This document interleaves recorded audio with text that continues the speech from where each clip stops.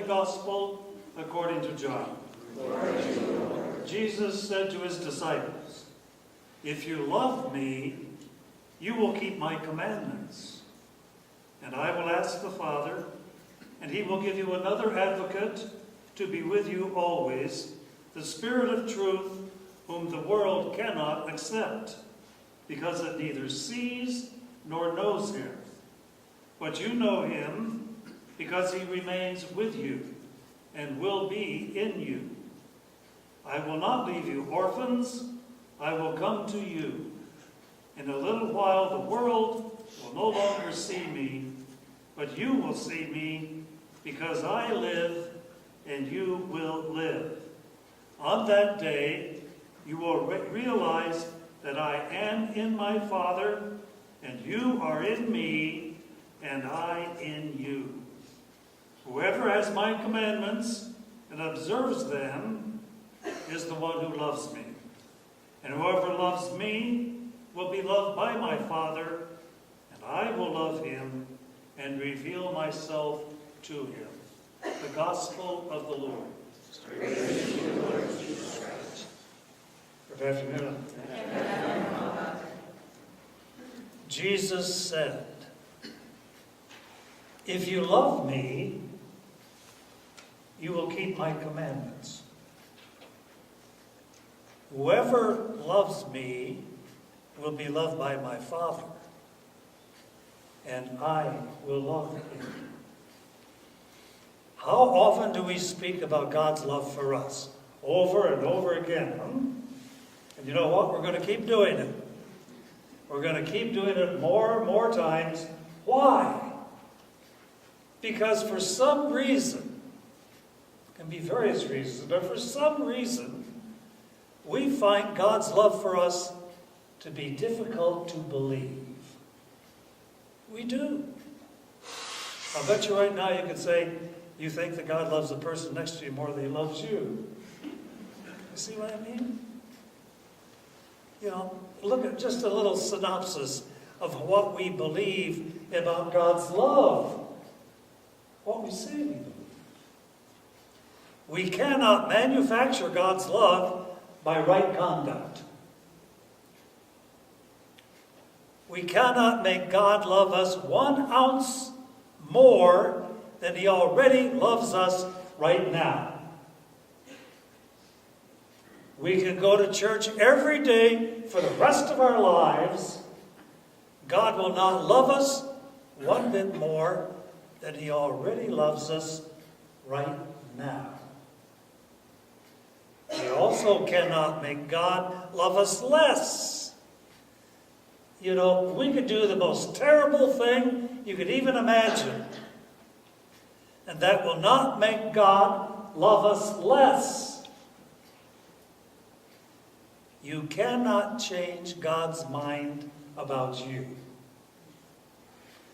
The flow of God's love is constant, and it is total. Do you believe that? Do I believe that? Do we trust that? Or are we still, in a way, sort of trying to earn our way into heaven by all our good deeds? You know, it's, Lord, look, you know, it's like giving God a bill.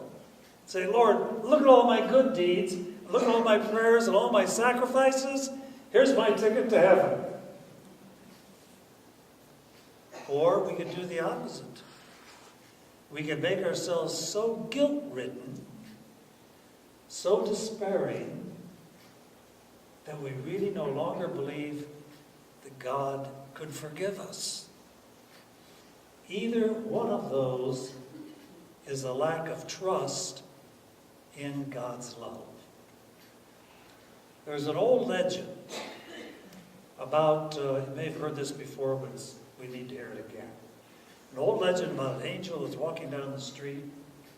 He's holding a torch in one hand, a pail of water in the other. That's a rather strange thing. So somebody asked him, "What are you going to do with those?"